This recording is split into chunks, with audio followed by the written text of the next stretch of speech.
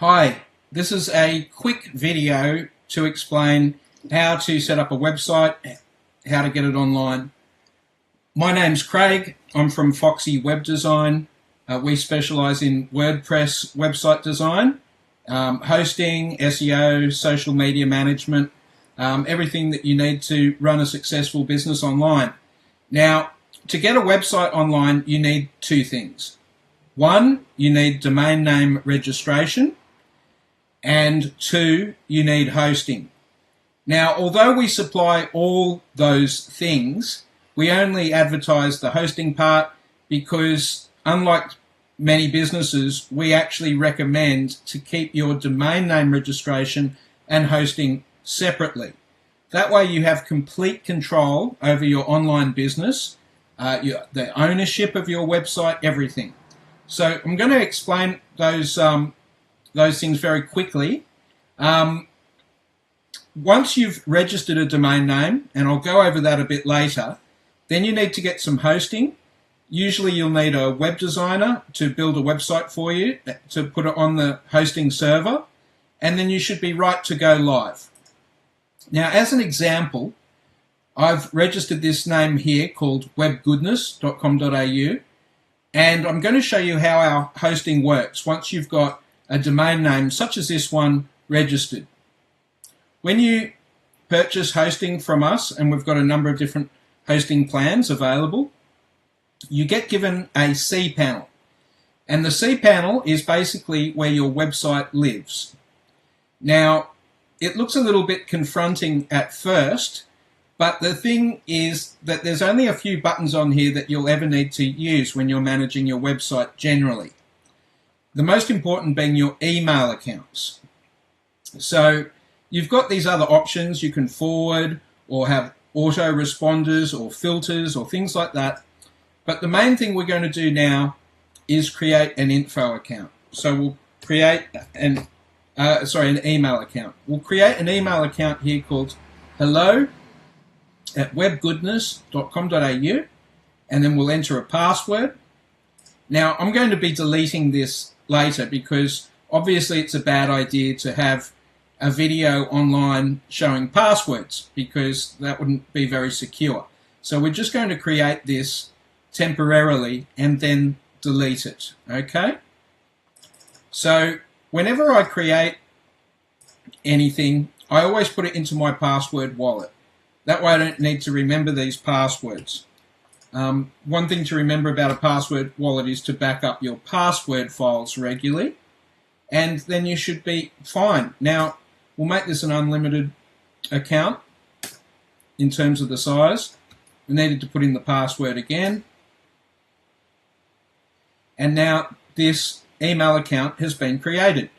We'll be able to view it here under email accounts and access all of the features, or we can simply scroll back to the cPanel here. So back at the top level of the cPanel, if we click on email accounts now, we can see that we have one email account which is active, and we know what the password and everything is for it. I'll just put these details in here so that we can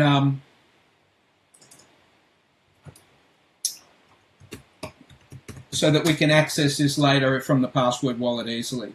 Alright, so those details have been entered. I'll probably add a few more details because I want to show you a little trick with your account if you've got hosting, cPanel hosting.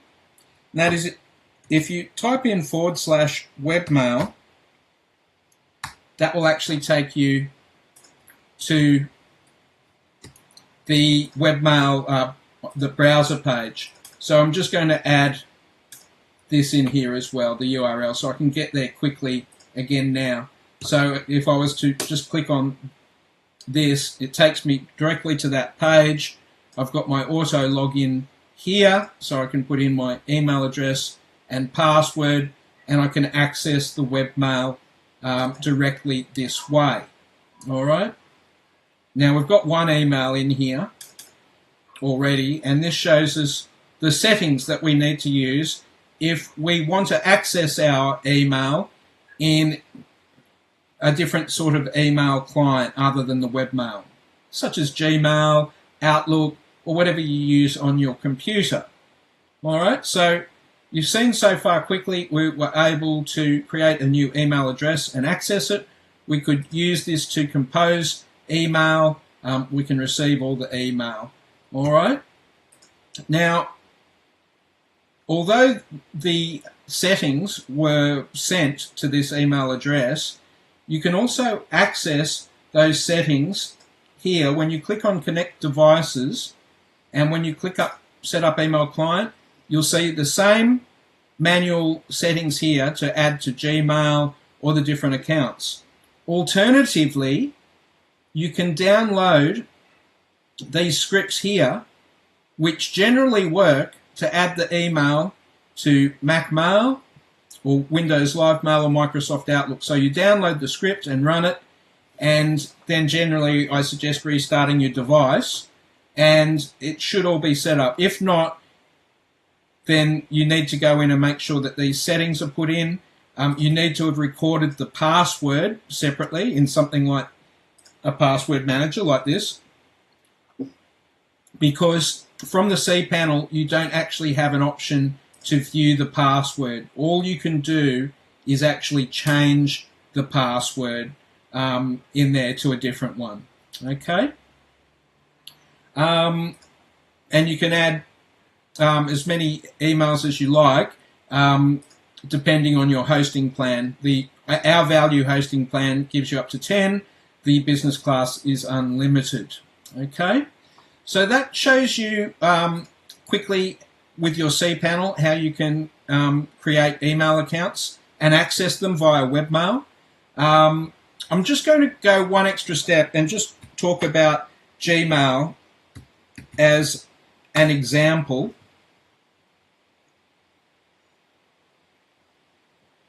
If we wanted to add that email account that we just created then into Gmail, we need to go to the little gear wheel in Gmail to Settings and click on Accounts and Import. And there's two sections in Gmail that we need to be aware of. That's Send Mail As and Check Mail From Other Accounts. All right? And again, using the settings that I showed you in here, so click on Connect Devices, click up Set Up Mail Client. These are all the settings you will need to, plus the password, to be able to make that work from within Gmail. So let's start by being able to send as that address. What I generally do is put in the name and the email address the same. You can choose to have a name different if you want. This is just how I choose to do it. The server here, and I'll just put this to the side so that we can have a look over here again. The server, and this is actually the same for in and out, we copy the name of the server and put it in here. Again, the username, I always have that the same as the email. The password you should have stored securely, and you enter it there. And because Gmail's recommending TLS, we will leave it on recommended. And just be very aware of this port number. Because we're using this to send, then the port number is 465. All right, and now that's changed to SSL anyway, I have noted. We press Add Account. Now it's asking for a confirmation code.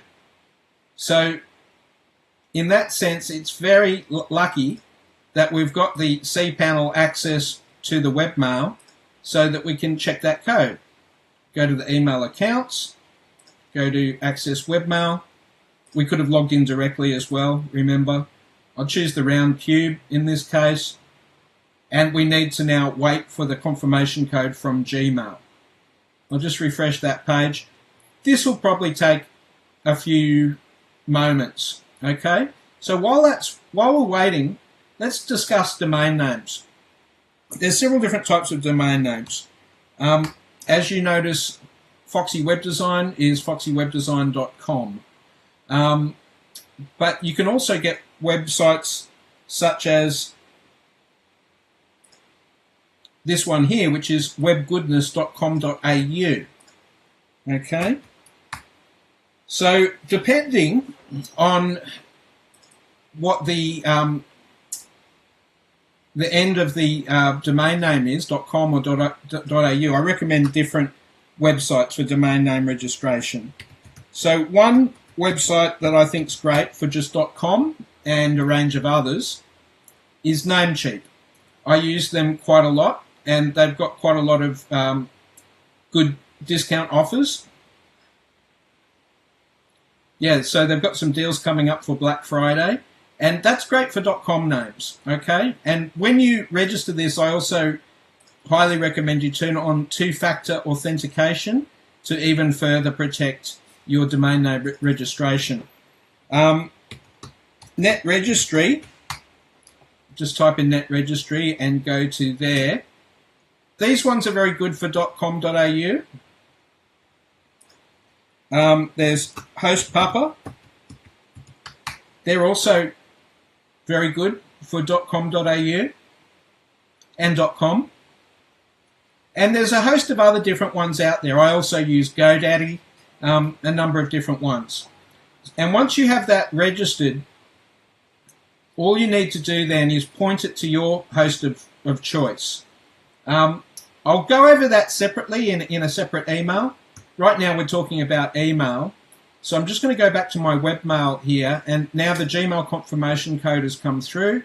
There's the code there. I'm just going to copy that code and enter that code in there and press verify.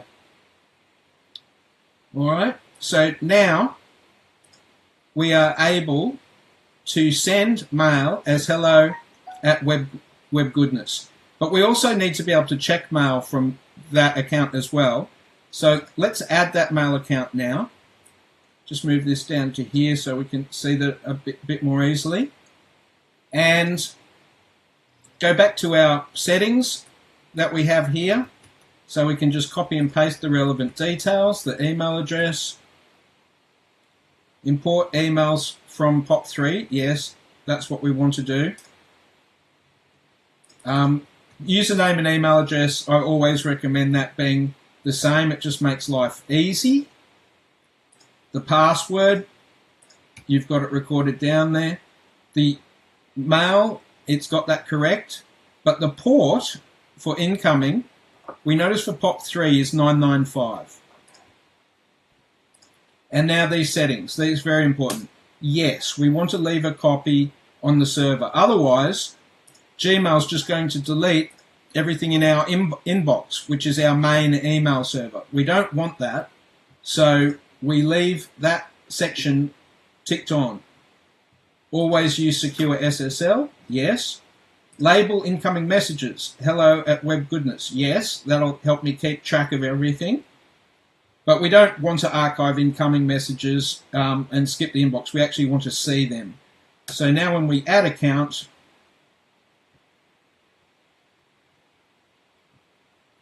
see that it's now checking mail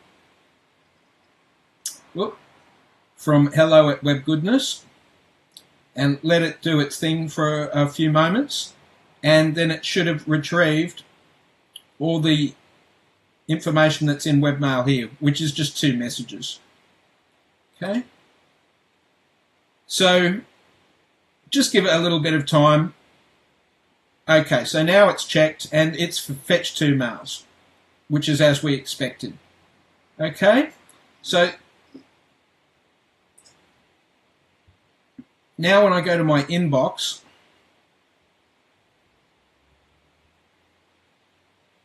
we can see there's the email, welcome, with those configuration settings that's now come through into Gmail.